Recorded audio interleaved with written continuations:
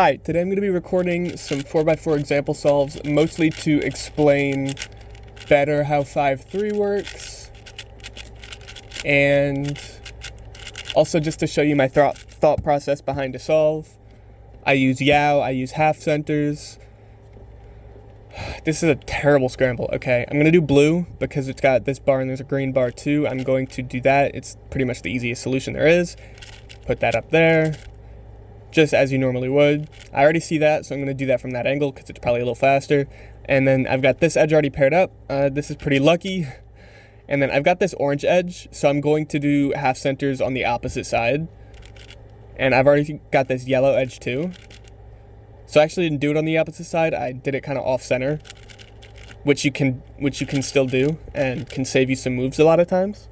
And this edge is basically in the best spot it can be because you can insert that just like that. No solved edges, so I'm going to start with this, and its edge is here, so I'm actually going to go clockwise, even though I would normally go counterclockwise for the first step. And there's your first passive edge pairing. Now we drop this down here, and you put whatever edge is here at the top instead of at the bottom. And that lets you do your last 3 cycle without actually recognizing it. And then I'm just going to do F2L, OLL parity, OLL, and then PLL. Here's the next scramble. I like white here, I like red here. I'm going to do red. Or I'm actually going to start on orange probably.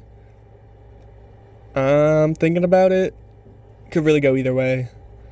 I'm going to start on orange because I can bring this piece down and make the center a little better. Or, yeah, I'm going to do orange. Or no, I'm going to do red. Okay. To do this, I am going to start like that and then put this down there. And now I can just put this in, and that sets me up there. And I see these two already on red, and I see these two. And then kind of a bad case, and I know the color scheme is correct because red, white, and blue would go here. So I know red, yellow, blue goes in the opposite direction. And I'm going to save this and then do my half centers like that.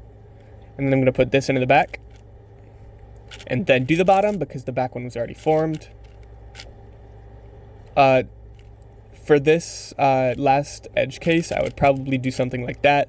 I would probably rotate in a solve now that I think about it. Normal 5-3 case, I see what edge is there. Yet again, match these two up. And now you just insert this so it matches up with that. And then you can always put this in without a rotation, no matter how you inserted the first one. Now I'm going to do F2L, OLL parity, OLL. I used to know an alg for this. I forgot it. On to the third solve. I like white here. White looks nice because of this bar and this bar too. So white is going to be the nice color. And I'm going to pair these two up when I'm inserting this. Not like that. I'm sorry. Yes, like that. Okay. And then I can do that, and that solves both centers, which is great and wonderful. I didn't actually know it was going to solve that bar. I thought it was going to be in the front. But look at me, how lucky I am. I already see these two, so I'm going to solve them like that. This last one. And then I see this red bar, and I know blue's going to go on top, so I'm going to do blue, and then I'm going to do orange here. And then I'm going to put green at the bottom because that bar's already made. And this is also a thing you can do. I see these two go in the back, and then pair these two. And since this is like a checker, I know that I'm not going to have to do anything funny here to realign the centers. So it's just going to work just fine. And then I see this back edge. I see this right here, right here, right here. And here's a special case. This edge is under this. So I'm going to insert that, just a random edge, and then put in what goes there. And then you're going to slice again. And you can see that goes back there. It will always go back there. You'll never have to rotate to insert it, I'm pretty sure. I could be wrong, but I think that's true. That's a special little case, and it's actually a lucky case. I think it's more efficient than the standard case, which is wonderful and great. Ah! Didn't see that coming. Okay. I'm just gonna stop it at 3. I could do more. I'm probably going to try to make a 5-3 video of all the special cases soon, because there are good solutions for all but one of them. Yeah, and I didn't come across any cases in this video where I would do 3-2-3, but generally my rule of thumb is if there are 2 solved edges, or no, if there are 3 solved edges, I'll do 3-2-3, because then it's just 2-3. Or if I can cancel from my last cross edge, I'll do 3-2-3. But there are special case solutions for 2 and 1 solved edges.